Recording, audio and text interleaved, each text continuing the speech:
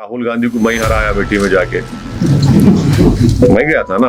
और young Muslims को BJP central government UAPA में डाल रही है।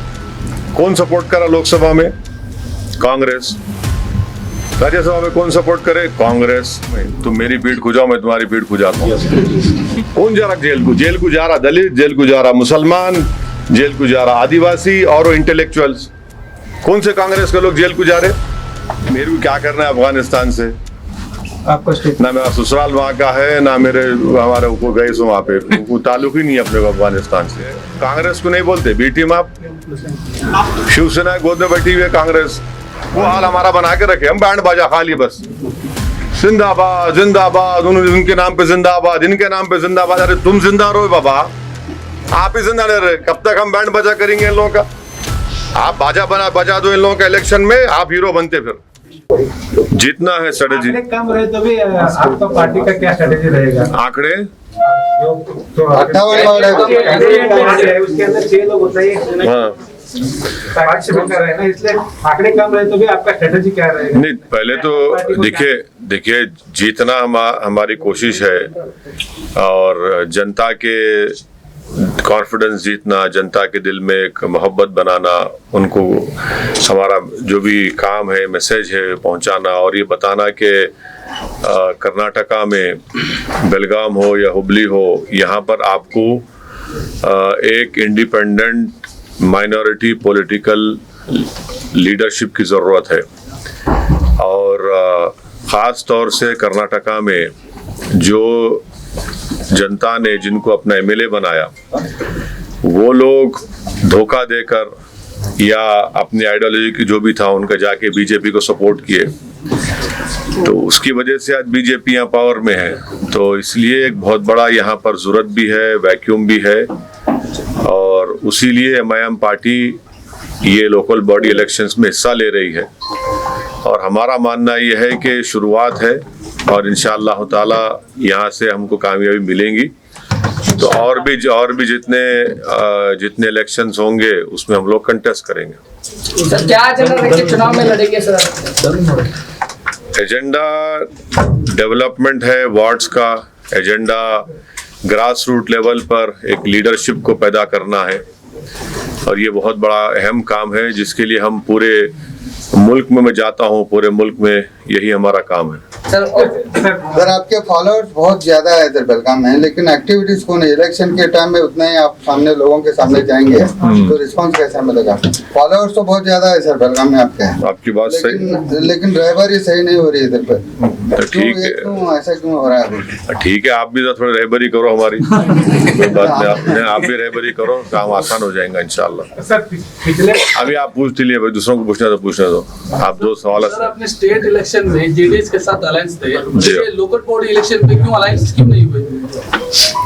जेडीएस के साथ असेंबली इलेक्शन में हम लोग सपोर्ट करे, कैंडिडेट नहीं खड़ा करे थे हम लोग। तो उसके बाद हम रियलाइज करे कि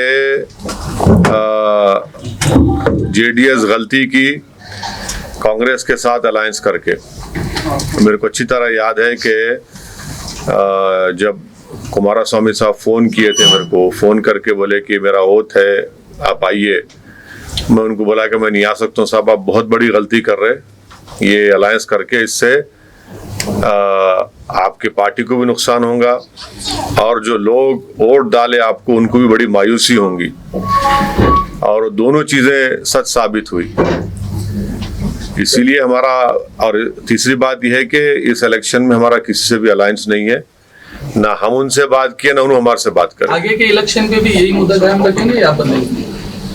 अब देखिए, जिंदगी का भरोसा नहीं है, ना आपकी जिंदगी का भरोसा ना मेरी जिंदगी का भरोसा है। फ्यूचर में क्या होता इसका मैं कोई नहीं बता सकता। देखेंगे आगे जाके क्या होता, क्या नहीं हो सकता, क्या पॉसिबिलिटी है नहीं है, वो तो वक्त ही बता सकता। और जब कुछ हुआ तो बताएंगे, नहीं हुआ तो ऐसा ही रहेंगे। कांग्रेस ये सवाल उठाता है कि बीजेपी का बी टीम एमआईएम है, उनको किधर पॉसिबिलिटी है? बिल्कुल उनका बोलना सही है, क्योंकि राहुल गांधी को मैं हराया मिट्टी में जाके, मैं गया था ना, मैं ठहरा उनके सामने, तो उन्होंने हार गए, तो उन्होंने वायनाड को आए, वहां जीत गए। सर इलेक्शन के ये कांग्रेस पार्टी का इग्नोरेंस है, एरोगेंस है। इनके इतने एमएलए बीजेपी की गोद में जाके बैठ गए, मेरे से पूछ के गए या सिद्धारामैया डीके से पूछ के गए।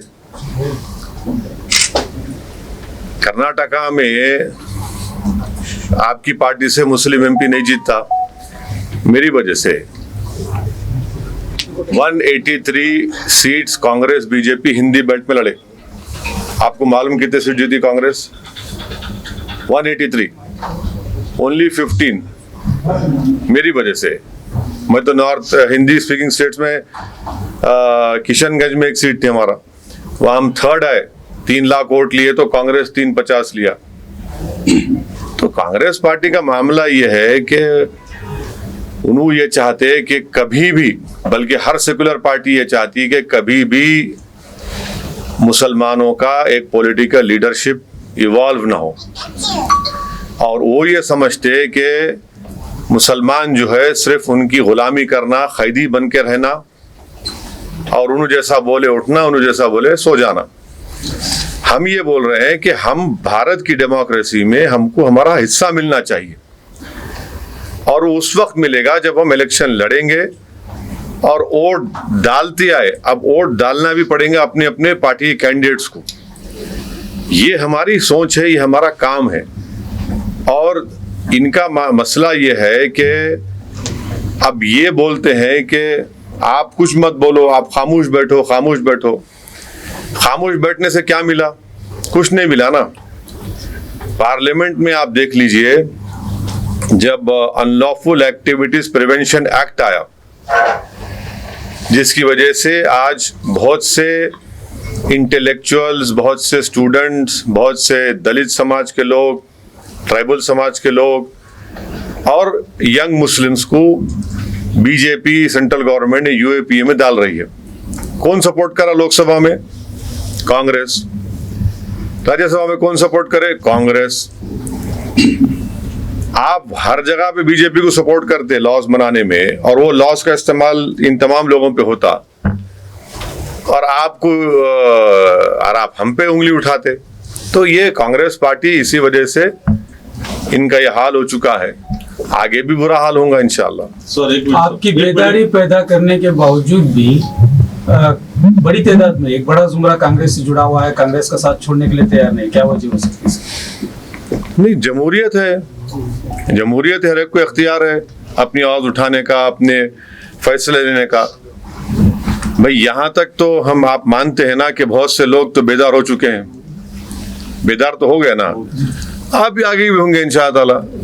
एक आदमी बेदार हो गया एक हजारों में, उन्हें सबको जगह देता उन्हें। एक आदमी उठना, खाली हजारों को उठाने का नहीं, एक आदमी उठ गया तो सबको उठा देता उन्हें, और उठेंगे इंशाअल्लाह। बीजेपी को हो रहा है ना? कहाँ हो रहा है बताओ आप? आप एग्जाम्पल दो मेरे को। कर्नाटक में ही नहीं, आप एग्जाम्पल देना। आप जर्नलिस्ट है तो आप एग्जाम्पल दे के सवाल करो। मैं आपको अभी आपके यहाँ पे 6 कैंडिडेट हैं सर। हाँ, 6 कैंडिडेट का फायदा बीजेपी को होगा ना उसे। कितने यहाँ पे, कितने जुमला, कितने वार्ड है मेरे भाई? 58 वार्ड है। हाँ, 58 कितने पे नहीं लड़ रहे हम लोग? 6 नहीं, मैं मैथ्स में वीक हूँ बहुत। बोलो आप 6 नहीं लड़े तो कितने बचते? नहीं, आप प्लीज बोलो भाई। 6 अगर नहीं लड़े तो कितने बचते? 52। हाँ, अब 52 में फायदा होता मेरी वजह से। हाँ, अरे 6 लड़े तो 52 में से फायदा होता। आप तो जीनियस है ना, मैं नहीं हूँ जीनियस। बाकी सब जगह नहीं, सुनिए 6 लड़े तो आप बोले फायदा हो रहा, नहीं लड़े तो फायदा होता क्या? आप ये बोलना चाह रहे ना? वो नहीं होता। लेकिन सर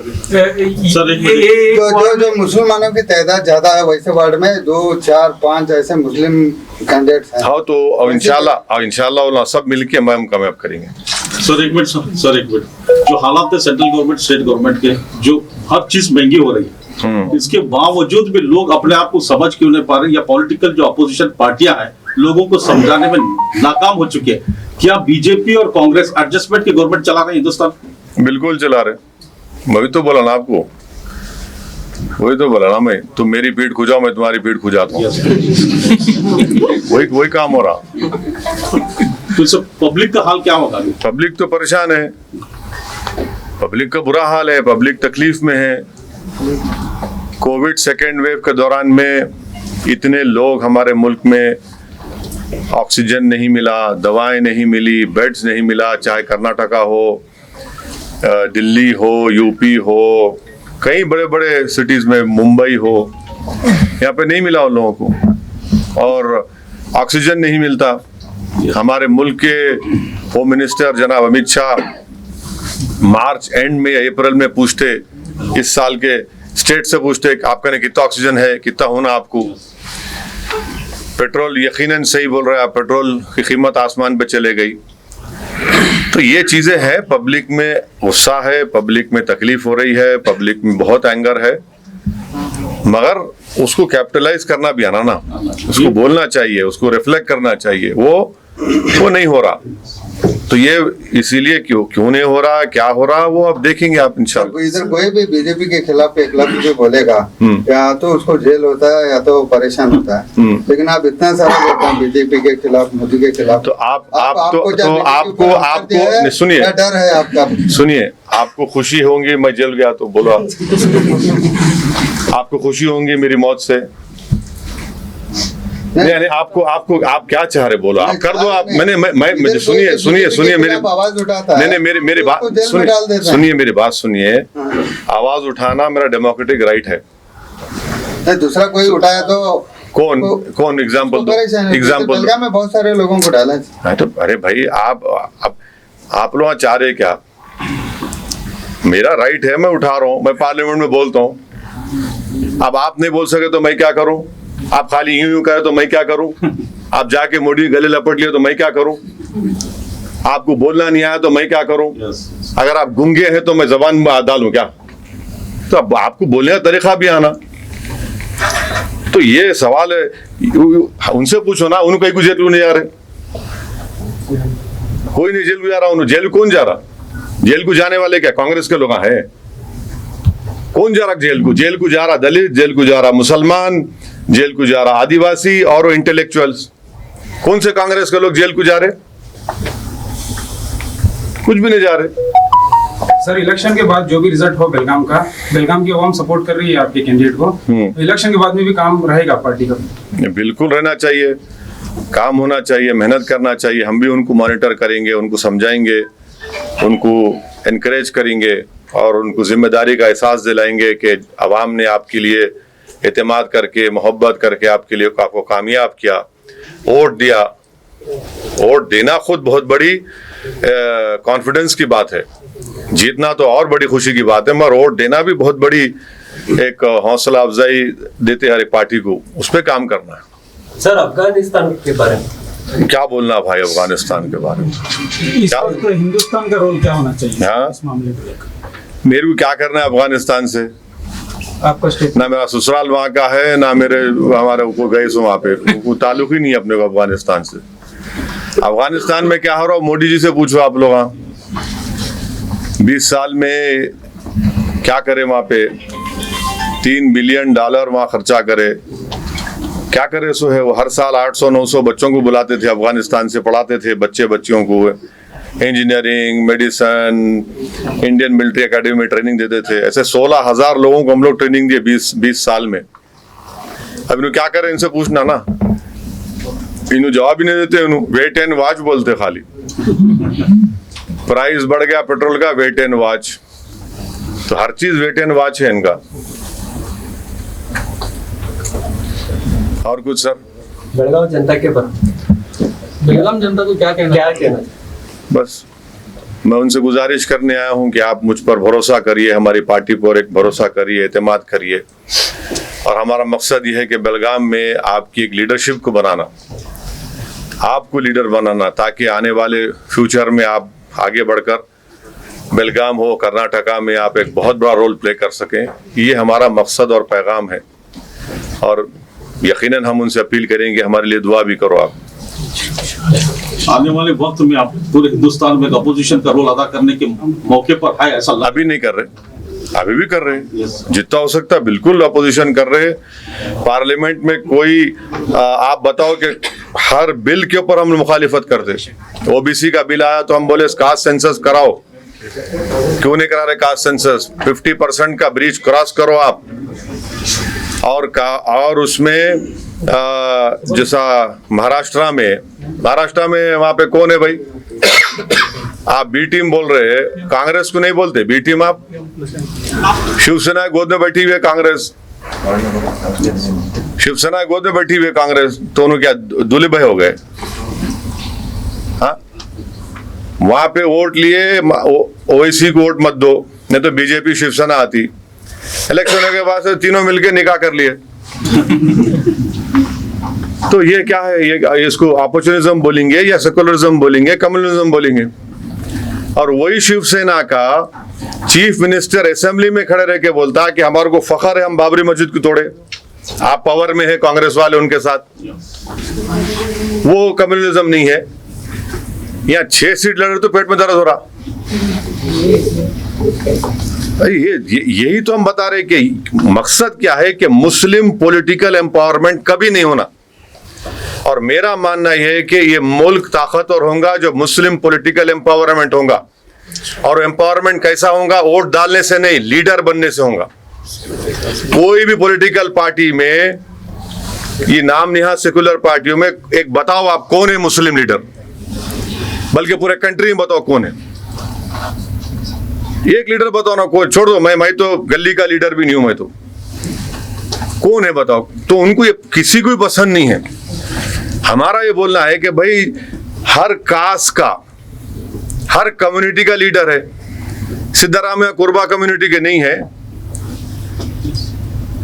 येदुरप्पा लिंगायत कम्युनिटी के नहीं है, यादव फैमिली से, डीके वोकालिगा के नहीं है। आप कहीं को नहीं बनते भाई, आप भी बनो। सब जने अपना अपना कर रहे तो आप भी करो ना भाई, इसमें बुरी बात क्या है? जहां पे मुसलमान करामा, नहीं नहीं नहीं तुम नहीं करना, तुम खाली मुशायरा करना, तुम खाली खजूर खाना, तुम खाली हम तुम्हारे पास आते टोपी पहनते, बस उतना ही कर लो। इस मुल्क की पॉलिटिक्स की रियलिटी ये है कि जिसके पास पॉलिटिकल इंडिपेंडेंट लीडरशिप है उसी का काम होता, नहीं तो खाली गुलामी करते रहना आप जाके। हम यही बोल रहे कि आप आइए, लीडर बनिए, अपनी बात को उठाइए, डेमोक्रेसी को मजबूत करिए। डेमोक्रेसी को मजबूत करना ये सबकी जिम्मेदारी है। मगर ये सो कॉल्ड पार्टीज का क्या बोलना है? नहीं खाली वोट डालो, तुम खाली वोट डालना, खाली वोट डालना, डर डर के रहना। डर डर किससे कितना डरेंगे? आप 50 साल से डरा रहे हमारे को, क्या हासिल हुआ इसमें? इंपेरिकल एविडेंस है मुस्लिम डिसएम्पावरमेंट का मेरे पास। अभी आज से 6 दिन पहले इंडियन एक्सप्रेस अखबार पढ़िए आप, लेबर सर्वे आया, सबसे ज्यादा कोविड सेकेंड वेव के बाद नौकरियां गई दलित के बराबर तो मुसलमानों की, सबसे ज्यादा अर्निंग्स कम हुई तो मुसलमानों की। बोलो ना, इसके ऊपर बात क्यों नहीं करते? फिर हर बार मुसलमानों के पैगाम देते कि आपकी जिंदगी को खतरा है, आपकी जिंदगी खतरा है। अरे भाई तुम क्या खतरा? मेरे को अल्लाह जो फैसला करा होगा। अब खतरा, अच्छा अगर खतरा भी है तो आप क्या कर रहे? आप तो मेरे को छोड़ के भाग जाते। आप मेरी खबर में आके खाली ठहरे रह के फोटो डालते, फूल चढ़ाते। मैं जिंदा रहना चाह रहा हूं। जिंदा रहने के लिए डरने की जरूरत नहीं है। जिंदा रहने के लिए एक इंसान को जरूरत है अपनी आवाज की, अपने स्कूल की, अपने महल्ले के डेवलपमेंट की, पॉलिटिकल वॉइस की। वो जिंदगी की निशानियां है। ये खामोश है ना, डर के रहना, इसको जिंदा जिंदगी है, जिंदा नहीं बोलते इसको। सर अभी यूपी का इलेक्शन स्टार्ट होने वाला है सर। हाँ। तो ऐसी न्यूज आ रही है कि आजम खान साहब जो है ज्वाइन करेंगे एमआईएम को। अगर वहां से पहले आजम खान साहब के लिए हम दुआ कर रहे हैं कि अल्लाह सुब्हाना व तआला आजम खान साहब की जो मुश्किलात में है अल्लाह उसको खत्म कर दे, उनको रिहा करवा दे। और वो जो यूनिवर्सिटी कायम किए, वो आजम खान की यूनिवर्सिटी नहीं है, वो गरीब अकलियतों की यूनिवर्सिटी है, और अल्लाह उसकी हिफाजत करे। ये सब ज़ेली चीज़ें हैं। आज पहली जरूरत है कि वो जो मुश्किलात में है, तकालीफ में है, उससे उनको छुटकारा मिले। सर जैसा कि आपने कहा कि लीडर की जरूरत है, लीडर पैदा करने की जरूरत है। अक्सर पार्टियों में होता है कि जो लीडर ऑलरेडी हुआ करते हैं वो नए लोगों को लीडर बनने का मौका नहीं देते। मजलिस में ये क्या मामला है? मजलिस तो ये बोल रही है कि आपको लीडर बनाने के वास्ते हम आए यहाँ पर। मजलिस ये बोल रही, मजलिस तो यही बोल रही कि आपको लीडर बनाने को हम यहाँ पर आए। आप बनो, आप कायद बनो, आप नेता बनो, आप आगे बढ़ो। आप खाली नारे मारने वाले मत बनो। आप ये बैंड बाजा कभी देखे? आप बैंड बाजा देखे कभी? बैंड बाजा में क्या होता, जब तक दूल्हा रहता, दूल्हा अंदर चले गया मैरिज हॉल में, बैंड बाजा वाले चले जाते घर को अपने। वो हाल हमारा बना के रखे, हम बैंड बाजा खाली बस जिंदाबाद जिंदाबाद, उनके नाम पे जिंदाबाद, इनके नाम पे जिंदाबाद। अरे तुम जिंदा रहो बाबा, आप ही जिंदा नहीं रहे, कब तक हम बैंड बाजा करेंगे इन लोगों का? आप बाजा बजा दो इन लोगों का इलेक्शन में, आप हीरो बनते फिर। सर आने वाला लोकसभा इलेक्शन जो है बीजेपी के लिए, अपोजिशन के लिए कितना कामयाब हो सकता है? क्या बीजेपी फिर आने वाले इलेक्शन में अपनी जो ये सरकार बना सकती है? नहीं, अभी तो बहुत दूर है, वो 2024 में है, तो अभी इतना जल्दी उसके बारे में बोलना मुश्किल है। 2024 में देखना क्या होता, जब अभी तो टाइम है उसको बहुत। अभी सर वो M+M के बारे में आप सुना होगा, हाँ, उसके बारे में आप क्या राय है? I am only for M my yum। Thank you.